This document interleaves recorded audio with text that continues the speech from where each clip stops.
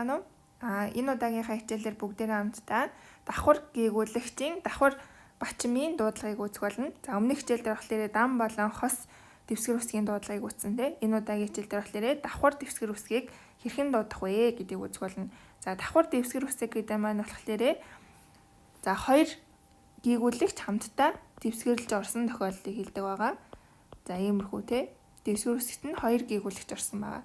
За тэгвэл хоёр гээгүүлэгч ороод ирэнгүүт яг дуудахтай алингаар нь дуудах юм бэ гэдгийг мэдгүй тохиолдол байдаг тийм үү. За тэгвэл бүгдээрээ өнөөдөр тэрийг үүсгэх болно. За тэгээд давхар гээгүүлэгч давхар одоо дэвсгэр үсэг орсон тохиолдолд эхний үсгээр нь дуудах, хоёр дахь үсгээр нь дуудах гэсэн хоёр тохиолдол байдаг байгаа. За тэгвэл яг одоо энд бичсэн байгаа үсгүүд давхарлаж орсон үед болохоор давхарлаж дэвсгэр үсэг болж орсон тохиолдолд дандаа эхнийхээр нь дууддаг байгаа. Эхнийхээр нь. За энэ юу гэсэн үг вэ гэдэг бүгдээр хамтдаа харцгаая. За геог шиуд давхарлаж орсон тохиолдолд геогоор нь дуудана. Саг. За ниун жиуд давхарлаж орсон тохиолдолд ниунээр нь дуудана. Онда. За риор биуд давхарлаж орсон тохиолдолд риолээр нь дуудаад нойда. За риор тигэд давхарлаж орсон тохиолдолд риолээр нь дуудаад хайда. Биуп шиуд давхарсан тохиолдолд биупээр нь дуудаад одда гэж дуудах нь. За тэгээ ард нь ороод байгаа энэ дэ хоёр давхар болоод байгааг бас битгий гайхаарай. За энэ болохоор одоо нэг тенсури гэж бас нэг дүрэн байдаг. Тэр нь болохоор одоо гээгүүлэгчийн араас орсон гээгүүлэгч нь арай илүү чанга дуудагдана гэсэн дүрэн байдаг учраас хоёр давхар болж байгаа юм шиг дуудагдаж байна гэсэн үг. За тэгээд энэ дээр болохоор нэг анхаарах зүйл нь эдгээр араас нь гээгүүлэгч орох юм уу? Эсвэл үгийн төгсгөлд дандаа ингэж дуудагдана тий. Эхнийхээрээ. За гэтээ араас нь их шиг ороод ирэх үед болохоор хоёр дахь гээгүүлэгч нь арийнхаа их шиг рүү шилжээд хамт дуудагдана. За юу гэсэн үг вэ гэх юм бол нойда. Энийг болохоор нойда гэж дуудаж байгаа тий. Нойда. Риолээр нь дуудаж байна. За араас нь тэгвэл оё орж ирлээ. Тэгвэл юу гэж дуудах вэ? Бэн гээгүүл их шигтэйгээ нийлээд нойбоё гэж дуудагдана. За харин араас нь гээгүүлэгч орж ирсэн тохиолдолд нойда, нойгу гэх мэтчлэнгээр дуудах нь. Харин их шиг орж ирсэн тохиолдолд хоёр дахь гээгүүлэгч нь их шиг рүүгээ шилжээд нойбоё. За обда гэдгийг бүгдээрээ үзье. За обда гэдэг үг маань гээгүүлэгч орсон тохиолдолд бэгээр нь дуудаж байгаа тий. Обда гэд эхнийхээр нь буюу бэгээр нь. За тэгээд араас нь их шиг ороод ирлээ. Тэр тохиолдолд яах вэ? Эхний гээгүүлэгч нь эхний үеийн дээрээ үлдээд хоёр дахь гээгүүлэгч нь их шигтэйгээ хамт дуудагдана. Обсоо юу гэд.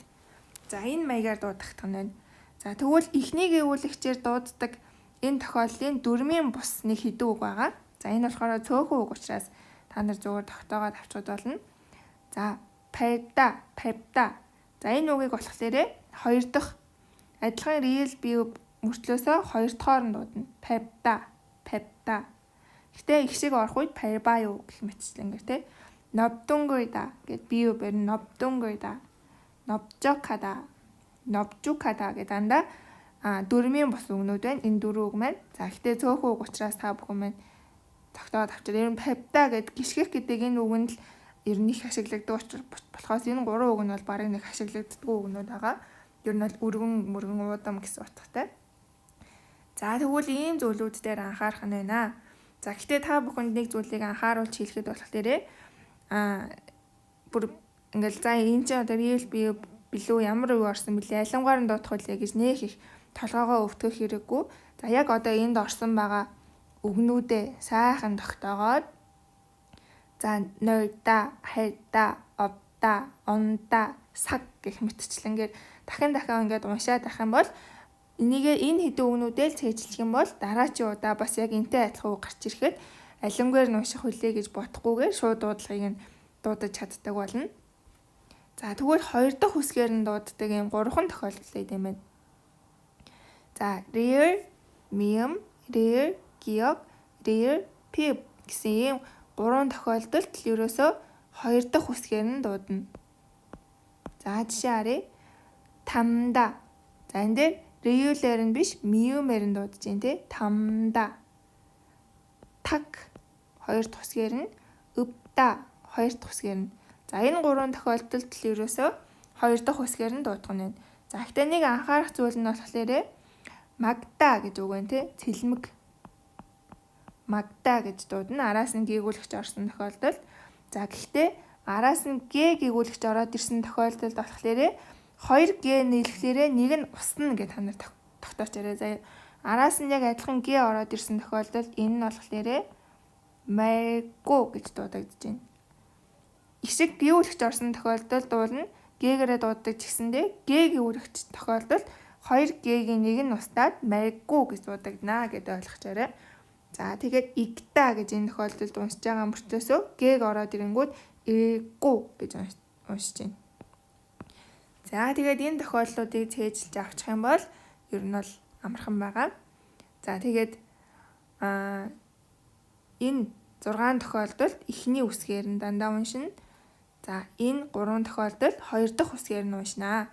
Тэгээ 2 дахь үсгээр нь уншихдаа анхаарах зүйл нь болох дээрээ араас нь геогийн араас геог орох үед тэр нь нэг геог нь устнаа гэдээ бодчих хэрэгтэй. За тэгээ араас нь их шиг орох үед эхний гээгүүлэгч нь урдаа үлдээд хоёр дахь гээгүүлэгч нь их шигтэйгээ нийлж дуудагдана. За жишээ нь энэ дээр болохоор магда гэж уншиж байна те. За ихтэй араас нь их шиг ороод аяа ороод ирсэн тохиолдолд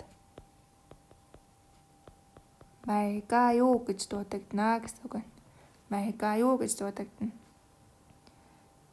За игда гэдгийн араас аяа их шиг орлоо.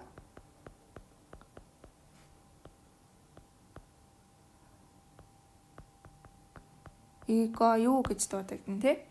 За тэгэхээр араас нь гээгүүлэгч орох юм уу эсвэл үгийн хамгийн сүүлийн үе байх тохиолдолд яг энэ чигээрээ дуудагдана. Харин их шиг орж ирэх тохиолдолд хоёр дахь гээгүүлэгч нь арын их шигтэйгээ нийлж дуудагдана гэдгийг тогтоогоод авчод болно.